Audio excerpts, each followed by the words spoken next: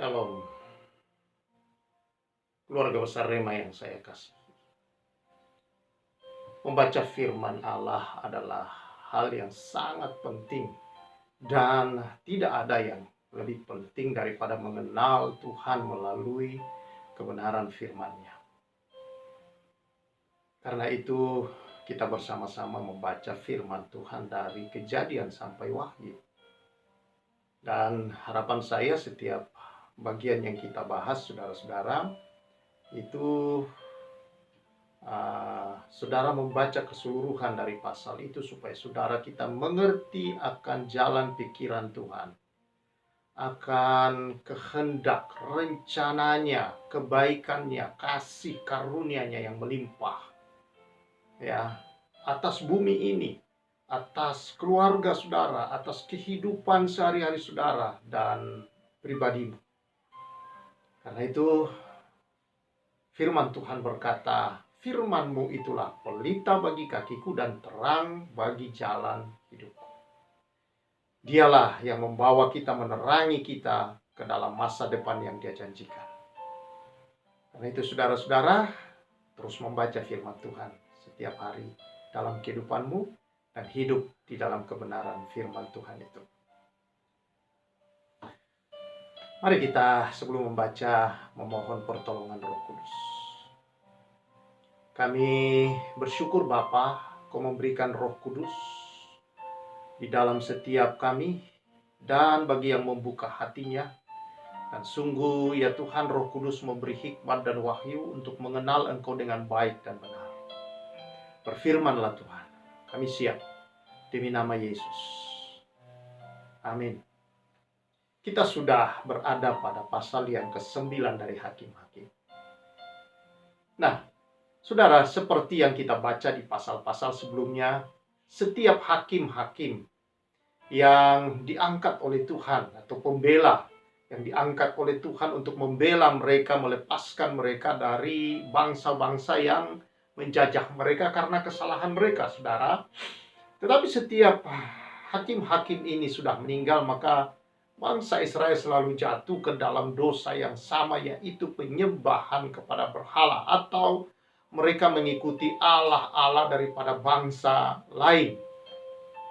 Dan ini mendatangkan saudara akan murka terhadap kehidupan mereka. Ini mendatangkan kesengsaraan terhadap hidup mereka. Seperti juga yang terjadi setelah Gideon sudah meninggal, saudara-saudara. Maka bangsa Israel kembali kepada kebiasaan mereka. Mereka menyembah kepada membuat patung dari Baal Berit itu, dan mereka menyembah kepadanya, saudara-saudara. Nah, apa yang terjadi, saudara? Akibat daripada mereka tidak mencari Tuhan dan mengikuti Tuhan dan perintah-perintah Tuhan dalam kehidupan mereka, maka terjadi senantiasa hal-hal yang tidak diharapkan. Ini jauh lebih berbahaya buat mereka, saudara. Nah, mari kita melihatnya. Bahwa dikatakan di sini, adapun Abimelek bin Yerubbaal pergi ke Sikem kepada saudara-saudara ibunya dan berkata kepada mereka dan kepada seluruh kaum dari pihak keluarga ibunya, tolong katakan kepada seluruh warga kota Sikem, manakah yang lebih baik bagimu, 70 orang yang memerintah kamu, yaitu semua anak Yerubbaal atau 1 orang? Dan ingat juga bahwa aku darah dagingmu. Lalu saudara-saudara ibunya mengatakan hal ihwal kepada seluruh warga kota Sikem, maka condonglah orang-orang itu untuk mengikuti Abimelek. Sebab kata mereka, memang ia saudara kita. Sesudah itu mereka memberikan kepadanya 70 uang perak dari kuil Baal Berit. Lalu Abimelek memberi perak itu sebagai upah kepada petualang-petualang dan orang-orang nekat supaya mengikut dia. Ia pergi ke rumah ayahnya di Ofra, lalu membunuh saudara-saudaranya, anak-anak Yerubbaal 70 orang di atas 1 batu. Tetapi Yotam anak bungsu Yerubbaal tinggal hidup karena ia menyembunyikan diri. Saudara-saudara yang saya kasihi dalam Tuhan Yesus Kristus, ini terjadi pergolakan. Seorang anak yang bernama Abimelek, yaitu anak dari gundiknya Gideon, saudara, yang sebenarnya tidak memiliki hak kalau dalam sistem kerajaan untuk menduduki tahta kerajaan, saudara-saudara. Tetapi saudara-saudara, karena dia dibakar oleh sebuah ambisi, maka dia melakukan berbagai cara untuk mendapatkan posisi yang dia inginkan, yang bukan hak, bukan bagiannya. Sementara saudara-saudaranya ada 70 orang itu adalah anak-anak dari istri yang sah.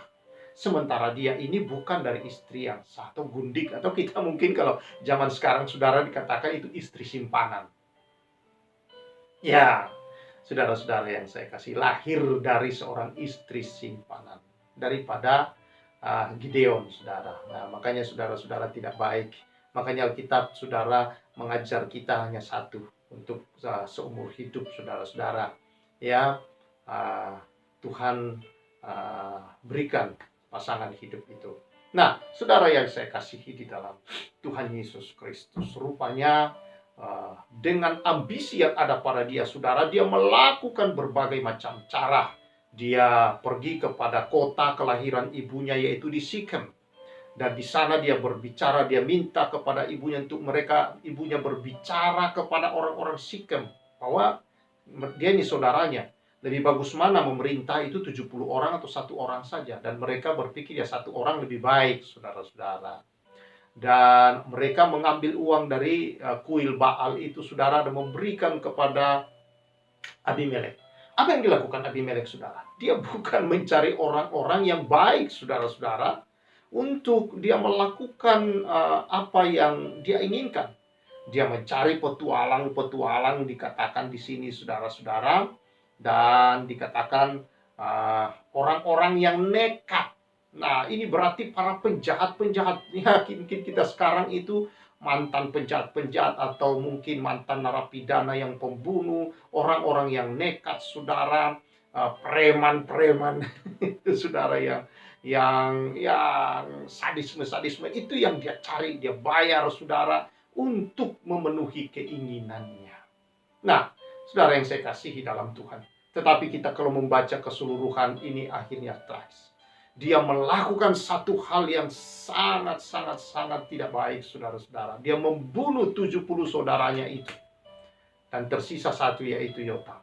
Dan Yotam inilah kemudian yang bernubuat tentang akhir hidup daripada Abimelek, bahwa terjadi peperangan di antara dia sendiri dan kotanya itu sendiri, dan dihancurkan.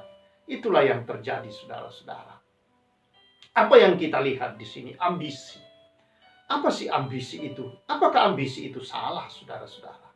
Sebenarnya, saudara-saudara, sebuah keinginan, sebuah cita-cita, sebuah, kita katakanlah cita-cita, saudara, tanpa sebuah semangat atau ambisi di dalamnya, saudara, maka itu akan melemahkan kita untuk, kalau tanpa ambisi, maka itu membuat kita tidak punya gairah, tidak punya semangat, tidak punya daya dorong untuk maju dan mencapai, saudara-saudara, cita-cita kita. Karena itu saya pikir, saudara-saudara, kalau kita melihat kamus, ambisi itu adalah satu keinginan yang kuat, yang nafsu, saudara-saudara, seperti orang bernafsu itu. Ya, satu kekuatan yang mendorong orang itu untuk, saudara-saudara, memenuhi keinginannya. Nah, saya pikir adalah hal ambisi itu, saudara-saudara, ada dua hal yang terkandung di dalam. Dia menjadi positif, saudara-saudara, kalau ambisi itu dikerjakan dengan cara yang baik dan cara yang benar, dengan cara yang sungguh-sungguh manusiawi. Tetapi saudara-saudara, kalau itu tidak dibawa cara yang manusiawi, atau tidak diterangi dengan kasih, atau didasari di dalam kasih dan panggilan Allah yang jelas, saudara-saudara, hanya ambisi keinginan sendiri, yang hanya untuk memenuhi keinginan sendiri, hanya untuk memuaskan, saudara-saudara, dendam yang ada di dalam, memuaskan, saudara-saudara, berbagai nafsu-nafsu yang negatif yang ada dalam diri seseorang, maka itu, saudara, akan membawa kehancuran. Itu akan menggunakan segala cara-cara, menghalalkan semua cara yang tidak baik sekalipun, seperti yang dilakukan oleh Abimelek, membunuh saudara-saudaranya, yang dia gunakan, saudara-saudara, yang dia angkat menjadi orang-orang mendampingi, bukan orang-orang yang berpotensi baik, Tetapi orang-orang yang memiliki saudara-saudara kemampuan untuk melakukan kejahatan, itu yang dia angkat. Orang-orang yang jahat, yang nekat-nekat untuk membunuh, nekat untuk melakukan hal-hal yang negatif. Jadi dia menggunakan saudara cara negatif mencapai ambisinya. Maka ini tentu ambisi yang tidak benar. Mencapai ambisi dengan cita-cita dengan semangat atau ambisi yang tidak baik. Tetapi saudara-saudara, di sebaliknya daripada itu, kalau dia punya sebuah cita-cita yang disertai dengan satu daya dorong yang kuat untuk mencapai, saudara, dengan ambisi tentunya yang positif berbicara di dalamnya. Jadi tidak selalu ambisi itu bicara negatif, saudara. Kalau dia disertai dengan kasih, kalau dia disertai dengan tujuan yang jelas, yaitu dia mau memuliakan Tuhan, dia mau mengangkat saudara-saudara, martabat harkat manusia bersama-sama, mensejahterakan istilahnya kita sekarang ini, maka bukanlah hal yang negatif tentunya. Dan tentu orang yang punya hal seperti ini akan tidak sembarangan juga dalam memilih orang-orang yang mendampingi dia, saudara. Bergaul tidak sembarangan dengan orang-orang untuk mencapai itu semuanya. Tentu hal-hal yang menunjang untuk kesejahteraan banyak orang, kesejahteraan bersama, kebahagiaan bersama, itu yang dia cari, saudara-saudara. Dia tidak menggunakan cara-cara yang kotor di dalam hal ini, saudara. Karena itu, saudara-saudara, dia bergerak karena kasih dan karena iman. Karena ada panggilan Allah, karena ada beban dari Tuhan yang Tuhan taruh untuk dia kerjakan, saudara-saudara, yang Tuhan berikan untuk dia capai dalam hidup ini, saudara-saudara, untuk kemaslahatan bersama, kesejahteraan bersama.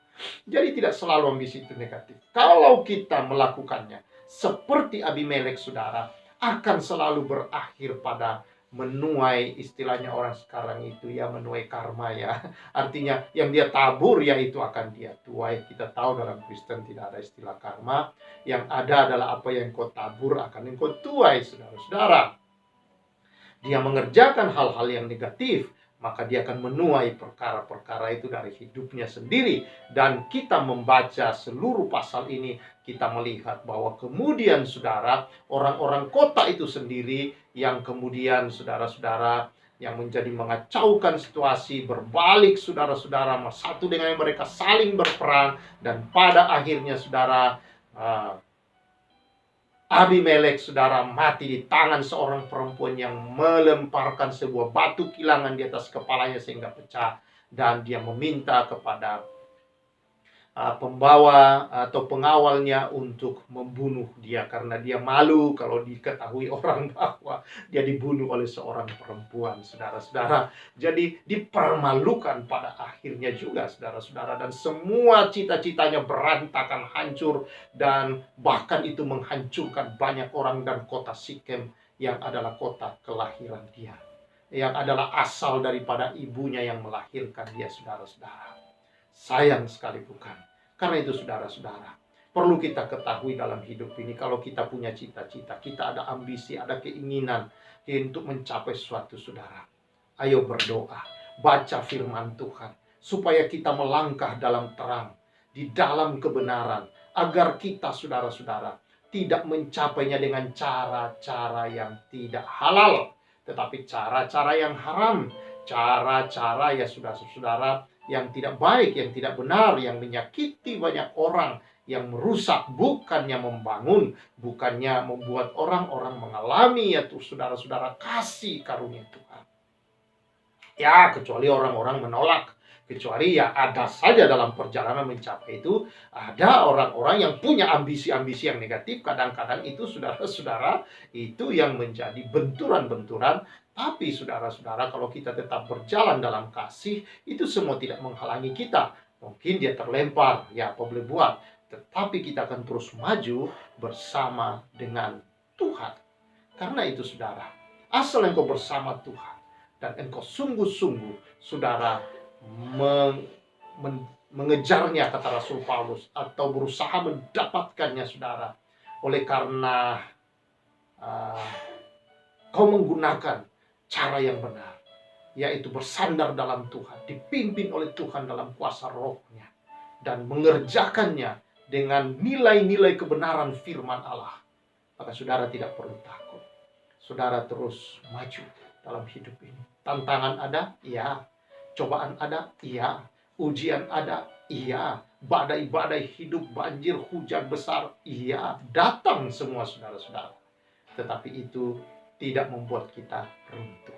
Selama iman dan kasih di dalam kita bekerja bersama-sama, saudara-saudara, berdasarkan kebenaran firman Allah, maka tidak ada satupun yang bisa menghalangi dan bisa saudara-saudara untuk membuat saudara tidak mencapai apa yang menjadi tujuan Tuhan dalam hidupmu. Karena itu, pertama, ketahui tujuan Tuhan dalam hidup saudara. Lalu kemudian, jalani dengan capai dengan cara menjalaninya berdasarkan kebenaran firman dan nilai-nilai firman Allah. Dan berjalan mencapainya dengan iman kepastian bahwa Tuhan Yesus yang telah menyelesaikan semua sudah membuka jalan untuk kau mencapainya. Capai saudara dengan kasih. Karena di dalam kasih saudara tidak ada yang tidak bisa kita selesaikan. Kiranya kebenaran ini saudara membawa kita untuk tidak berambisi yang negatif, tetapi dengan ambisi yang benar.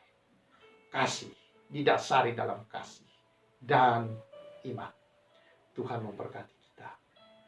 Karena itu saudara-saudara, saya yakin kalau itu dalam kasih dan iman, maka kita capai. Tapi kalau itu negatif, kita bangun dengan dasar-dasar fondasi yang negatif, maka saudara, bangunannya mungkin berdiri sejenak, kelihatan kokoh, tetapi kehancuran sudah menunggunya di sana.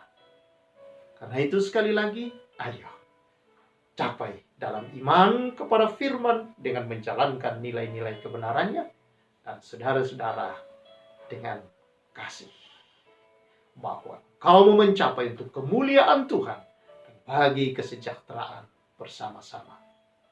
Puji nama Tuhan. Tuhan memberkati kita semua. Mari kita bersyukur. Terima kasih Tuhan. Tuhan melihat setiap hati. Tuhan menolong kami supaya ambisi yang kami kerjakan ya Tuhan adalah hal yang memuliakan Tuhan. Didasari dalam kasih dan iman ya Tuhan. Tidak di dalam dendam. Tidak di dalam berbagai macam ya Tuhan Yesus kemarahan. Karena kepahitan. Karena sakit hati. Tetapi karena kasih. Karena tujuan hidup Tuhan di dalam kami. Terima kasih. Berdoa bersyukur demi nama Yesus. Amin. Tuhan memberkati saudara-saudara berjalan dalam kasih dan iman. Tuhan memberkati kita semua. Saya Pastor Samuel menyampaikan salam restorasi.